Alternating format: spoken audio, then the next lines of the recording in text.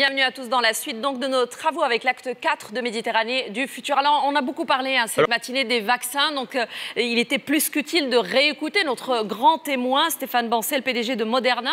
Je rappelle que la société de biotechnologie américaine vient d'annoncer le dépôt des demandes d'autorisation conditionnelle de son vaccin contre le Covid-19, aussi bien aux États-Unis qu'en Europe. Alors, Stéphane Bancel, qui est marseillais, rappelons-le, nous a accordé une interview enregistrée hier soir et on voudrait vous en passer donc les extraits. La première question que nous lui avons posée concerne justement les délais. Ces délais qui ont nourri d'ailleurs beaucoup de fantasmes dernièrement sur les vaccins, les délais, puisqu'on parlait de délais très très courts pour le vaccin contre le Covid-19. Or, si on l'écoute bien, il nous explique que cette élaboration de ce vaccin n'a pas été aussi rapide que ça. On l'écoute. Alors en fait, notre technologie, c'est une plateforme. C'est-à-dire qu'on doit investir d'abord pour que la science fonctionne. Mais l'ARN messager, qui est donc la molécule qui se situe entre votre ADN et vos protéines, c'est toujours la même chose. Il faut voir que la biologie moléculaire, c'est tout écrit avec 4 lettres. L'informatique, tout écrit avec 2 lettres, c'est un 0 et un 1. Ben, en biologie moléculaire, c'est pareil. C'est-à-dire que l'instruction génétique pour une plante ou un virus ou un poisson ou un être humain, c'est la même instruction, c'est le même alphabet. Et donc, ce qui est très dur, en fait, initialement, c'est de développer la technologie pour être capable de faire des vaccins qui marchent dans l'homme sans effet secondaire sérieux. Et donc ça nous a pris bien 3-4 ans initialement. Et ensuite, on a commencé à faire des essais cliniques avec des vaccins en décembre 2015, donc il y a bientôt 5 ans. On a fait 9 vaccins avant le Covid. Et quand donc, ce nouveau virus a apparu en début d'année, on a pu en fait en 48 heures faire le design du vaccin, uniquement 48 heures. Pourquoi? Parce qu'entre le vaccin contre le Zika ou le vaccin contre la COVID-19, en fait, la seule différence, c'est l'ordre des lettres qui codent pour la protéine du virus. Donc, dans le cas du Zika, on a un vaccin avec de l'ARN messager qui code pour une protéine du Zika. Comme ça, quand vous injectez dans le corps notre molécule, elle va demander à votre corps de faire la protéine du virus. On ne vous donne pas le virus, jamais. On vous donne une protéine du virus. Votre corps le fabrique en lisant les instructions, donc cet alphabet de la biologie. Il fabrique une protéine du virus. Et quand votre système immunitaire, donc vos cellules blanches, voit cette protéine qui n'est pas humaine, il fait un anticorps pour attaquer cette chose qui n'est pas humaine, pour vous protéger. Mais donc, si plus tard vous avez une vraie infection de ce virus, les anticorps existent déjà. Et donc, vous neutralisez le virus, il ne peut plus se copier et se répliquer dans votre corps, ce qui, en fait, rend la maladie. Donc, c'est pour ça qu'il vous protège contre la maladie. Donc, on a pu, en fait, en 48 heures, c'était ça une des grandes révolutions de notre technologie, c'est que si vous regardez les vieilles technologies, ben, ils sont encore en train de démarrer leurs études cliniques. Certaines molécules ne sont même pas encore en études cliniques, sont encore dans les animaux. Et nous, aujourd'hui, on a déposé en fait aux autorités réglementaires européennes et américaines un dossier d'enregistrement donc pour une approbation commerciale du produit. Alors, est-ce que la commercialisation justement de ce vaccin veut dire qu'on peut espérer enfin, qu'on peut respirer, c'est le cas de le dire. La question, nous l'avons posée aussi à Stéphane Bancel, en lui précisant aussi, en lui demandant plutôt de nous préciser dans combien de temps est-ce qu'on pourrait parler de cette vaccination, quand est-ce qu'on peut se faire vacciner et qui peut se faire vacciner. On écoute sa réponse. Ah oui, je pense effectivement que le vaccin, c'est la lueur au bout du tunnel, comme on dit. Hein.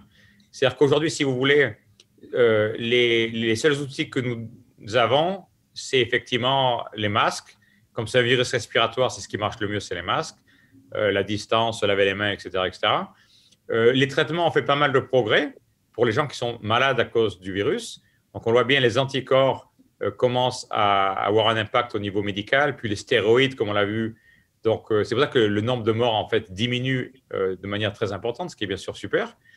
Mais la seule vraiment voie contre cette pandémie, c'est un vaccin.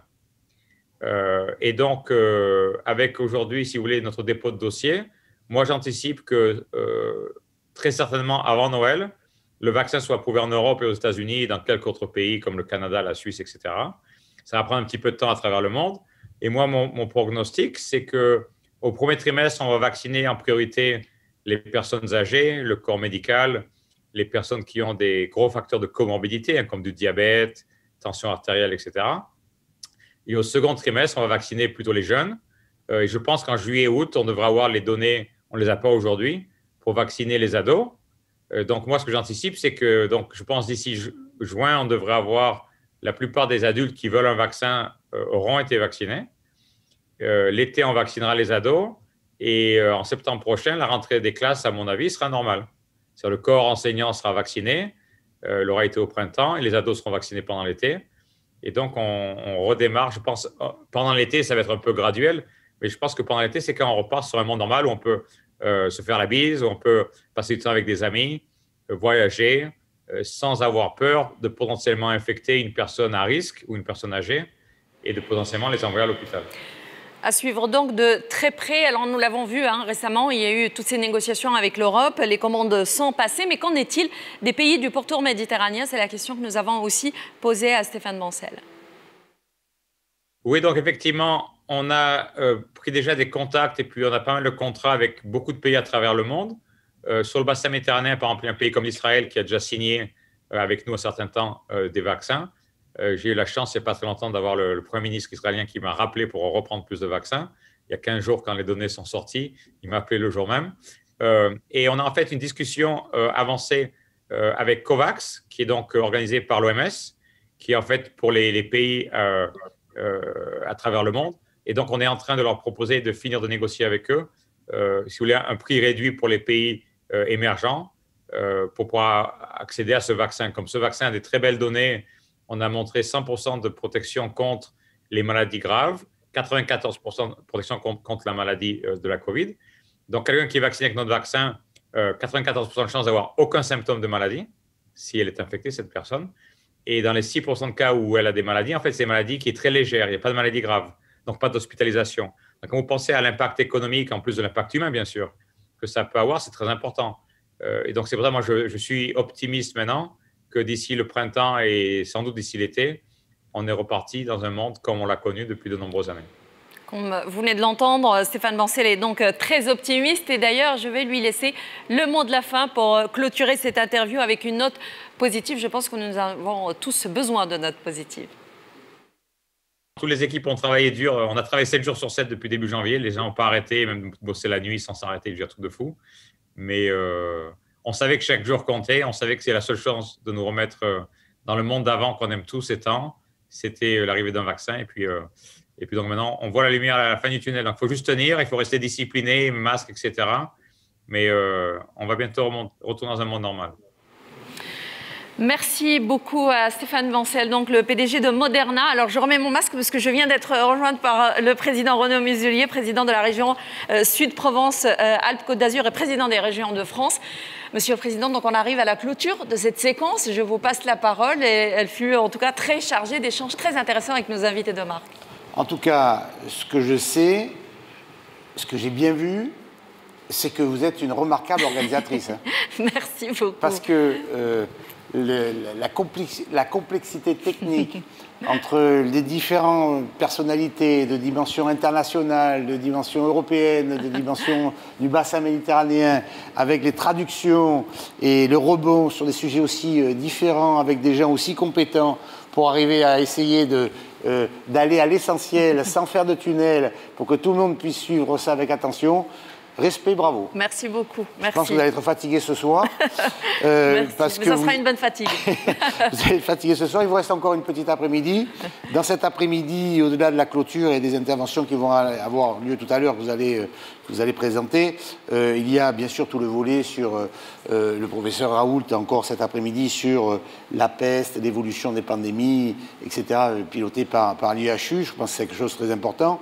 Parallèlement à ça, il y a le volet économique que nous avons lancé hier, parce que nous avons créé, lors de la session précédente, et réamorcé, dans le cadre de cette pandémie, le club des entrepreneurs, le club des entreprises, le club des banquiers, en fait, de façon à ce qu'il y ait ce flot d'affaires, ce flux d'affaires, plus exactement, qui permettent d'avoir des co-investisseurs sur le bassin méditerranéen.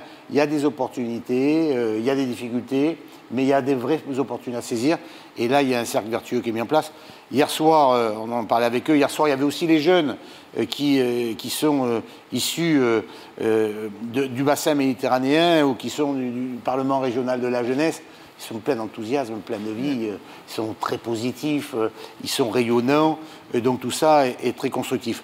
Je voudrais, pour finir cette matinée, je regardais avec beaucoup d'attention, bien sûr, on a beaucoup travaillé, mais saluer toutes mes équipes, mais parce que le plateau est assez exceptionnel. Quand on regarde les intervenants, on a quand même une densité intellectuelle, une capacité humaine, une vision, une expérience qui est rarissime sur un plateau de ce niveau en une journée. Peut-être que la technique nous permet de le faire. Je salue toutes les techniques il fallait qu'ils jonglent sur les interviews, les interventions, etc., les visios. Mais vraiment, le niveau est assez exceptionnel. Les propos qui ont été tenus sont respectueux d'avis contraires ou différents, mais avec une seule énergie, c'est trouver la solution, trouver l'espoir. Et on finit là avec Moderna qui nous explique ce que c'est que l'ARN. Regardez le talent. Il nous explique en 2 mots, ARN, c'est pas l'ADN, hein, donc on vous inocule pas le virus, et puis c'est pas le reste de votre fonctionnement moléculaire, et donc vous ne craignez rien, c'est ça que ça veut dire. Et puis que le dossier est testé grâce à l'ARN messager depuis longtemps. Et donc finalement on a un espoir programmé, présenté pour septembre. Ouais. Compte tenu de ce que l'on vient de vivre comme tunnel sombre, noir, très difficile, où on percutait tous les murs comme dans un labyrinthe, ça donne quand même un espoir. On a une capacité d'intervention, les régions françaises l'ont montré. Je pense que la proximité que nous rencontrons avec les gouvernorats, les Walayas, à travers le bassin méditerranéen, montre qu'on a une capacité de travailler ensemble. Voilà, donc c'est une belle matinée, pleine d'espoir, et en vous remerciant aussi pour votre talent. Merci beaucoup, merci à vous. Et encore une fois, vous l'avez dit, hein, c'est l'espoir, c'est ce qu'on recherche tous, un espoir qui soit aussi basé sur des choses vérifiées, sur des choses claires. Et c'est ce que nous avons essayé de transmettre avec nos invités tout au long de cette matinée. Et puis, depuis hier, avec tous les invités qui étaient les exécutifs des territoires, aujourd'hui avec des scientifiques. Et nous allons finir cette clôture par 2 interventions qui s'inscrivent d'ailleurs dans le reste de ce qu'on a vu ce matin, à savoir toutes ces personnalités d'un peu partout dans le monde qui font aussi confiance à cet événement, à Méditerranée du futur. C'est aujourd'hui, on s'est imposé la distanciation physique. C'est pas pour autant qu'on manque de chaleur, en tout cas dans cette rencontre ici à Marseille. Je vais vous inviter tout de suite à écouter le témoignage du directeur général de l'Organisation mondiale de la santé, Dr Tedros Adhanom Ghebreyesus, qui nous parle des défis justement auxquels nous faisons tous face aujourd'hui et de la solidarité comme seul moyen de s'en sortir. On l'écoute.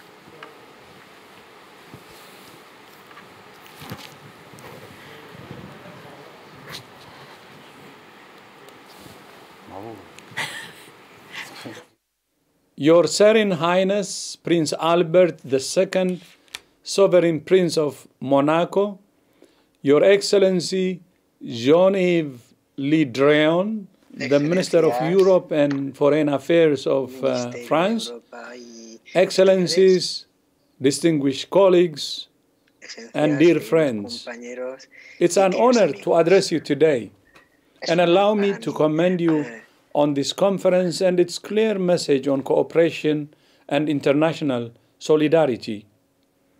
COVID-19 knows no borders. All of humanity has been affected by its impact on lives and livelihoods. As this pandemic has shown, strong actions are needed so that we are all better prepared for the next crisis. We face 3 major challenges. First, to be political leaders for global cooperation and solidarity by promoting health and urging your governments to invest in it. Second, to strengthen health systems and emergency preparedness. Strong and resilient health systems are not a cost. They are an investment in the future. And lastly, to allocate diagnostics, therapeutics, and vaccines equitably as global public goods, with priority for health workers, older people, and other at-risk groups. The fastest way to end the pandemic is by vaccinating some people in all countries rather than all people in some countries. I wish your entire region a speedy recovery from the effects of the virus. Working together in solidarity, we can build a healthier, safer world for all of us. Merci beaucoup. I thank you.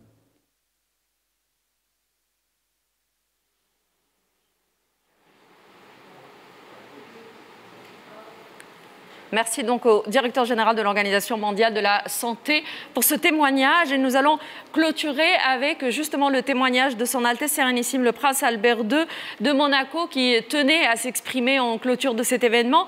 Lui qui nous reparle de cette crise mondiale, de l'épreuve en fait de la solidarité internationale, mais qui insiste aussi sur un point qui est très important et qui peut un peu résumer l'essence de ce qu'on disait depuis ce matin, à savoir aujourd'hui cette crise du Covid-19 met aussi bien à l'épreuve la santé de l'homme que la santé de l'environnement. Écoutons-le. Monsieur le ministre, Monsieur le Président du Parlement européen, Madame la Commissaire européenne à la santé, Monsieur le Secrétaire général de l'Union pour la Méditerranée, Monsieur le Président de la région Sud-Provence-Alpes-Côte d'Azur, Mesdames et Messieurs, chers amis, je suis heureux de prendre part une nouvelle fois à ces rencontres Méditerranée du futur que vous avez initiées, Monsieur le Président, même si le contexte sanitaire nous contraint à une participation digitalisée. Vous avez souhaité inscrire cette 4e session sous le thème très actuel des pandémies en Méditerranée et des solutions à envisager pour y faire face ou les prévenir. Ce sont des questions de la plus haute importance si nous souhaitons, tant au niveau national qu'international, tracer des voies permettant de répondre à l'un des grands enjeux majeurs des décennies à venir, à savoir celui de contrer l'apparition de nouvelles maladies infectieuses susceptibles de se traduire par de grandes pandémies. La période que nous vivons est inédite. La pandémie de la Covid-19 et ses conséquences dévastatrices n'ont épargné aucune région du monde, aucune rive de la Méditerranée. Outre ses impacts socio-économiques, cette crise sanitaire met également à l'épreuve le système multilatéral et les mécanismes de coopération que nous avons mis tant d'années à bâtir. Toutefois, en révélant certaines failles de notre système, la Covid-19 nous pousse à trouver des solutions et à passer à l'action. Elle nous offre une occasion unique de rebâtir en mieux nos actions sur des bases plus vertueuses afin de rompre avec certaines routines du passé. L'opportunité qui nous est donnée aujourd'hui de construire ensemble un monde solidaire, sûr et résilient, promis aux générations futures, doit être saisie. Aussi devons-nous croire plus que jamais en l'importance du dialogue, de la solidarité internationale et des partenariats pour renforcer les mécanismes de coopération internationale et ainsi assurer un avenir durable à tous. Ces dernières années, la région méditerranéenne a dû malheureusement faire face à de multiples défis. Persistance des conflits, montée du terrorisme, intensification des flux migratoires, bouleversements environnementaux et désormais une pandémie qui se mue en crise économique et sociale. La période que nous traversons illustre à quel point il est primordial, pour préserver la santé de nos populations et leur développement, d'étudier les causes des maladies ainsi que leur mode de propagation afin d'y apporter une réponse cohérente et concertée. Nous devons relever ce défi sans pour autant relâcher nos efforts internationaux relatifs aux enjeux environnementaux. Je pense notamment aux effets du changement climatique et à la perte de la biodiversité auxquels la région méditerranéenne est confrontée depuis de nombreuses années. Comme vous le savez, la plateforme intergouvernementale scientifique et politique sur la biodiversité et les services écosystémiques, IPBES, a publié à la fin du mois d'octobre 2020 un rapport alarmant mettant en exergue le lien entre les maladies émergentes et la destruction de la biodiversité. Environ 60% des maladies infectieuses humaines sont d'origine animale. C'est un fait avéré. En détruisant la biodiversité, l'homme détruit son propre socle de vie. Lorsque la biodiversité est menacée, la nature devient source d'agents pathogènes et par extension d'infections chez l'être humain. Force est de constater que les mécanismes épidémiologiques à l'œuvre par le passage d'un agent pathogène infectieux ou parasitaire depuis un réservoir sauvage vers l'animal domestique et ou vers l'homme s'accélèrent. Souvent, le changement d'affection des terres en est responsable. La santé de l'environnement et la santé humaine sont donc étroitement liées. Il faut donc placer la protection de la santé au moyen de celle de la biodiversité au cœur de nos discussions et nous atteler à résoudre ces défis de façon concomitante. Tout en renforçant les systèmes de gestion des crises sanitaires, il est impératif de développer une approche préventive fondée sur la préservation de l'environnement.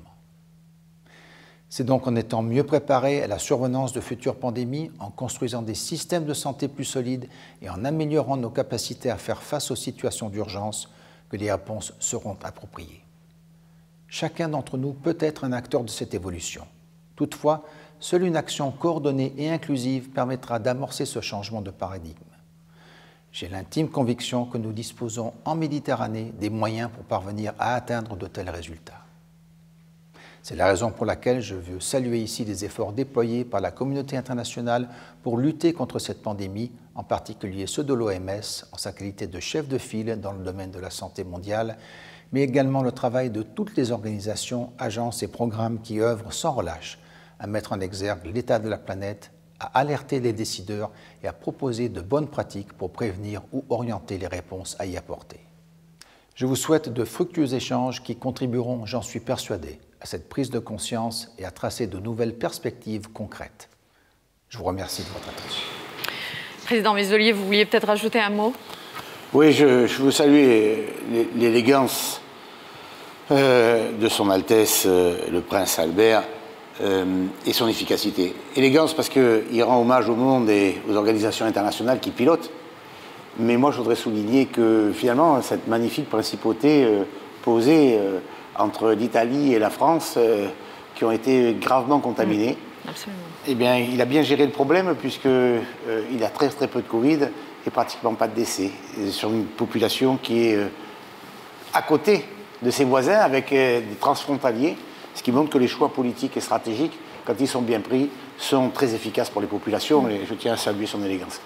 Merci beaucoup. Nous arrivons donc à la fin de cette séquence et à la fin de cette matinée. Merci beaucoup, Président. Ce fut un plaisir d'ailleurs pour moi d'être à nouveau parmi vous. J'en profite d'ailleurs pour dire un grand merci à vos équipes, aux équipes de la région, aux équipes techniques aussi, aux équipes en régie. On arrive donc à la fin, mais il y a beaucoup de choses qui se passent encore cet après-midi.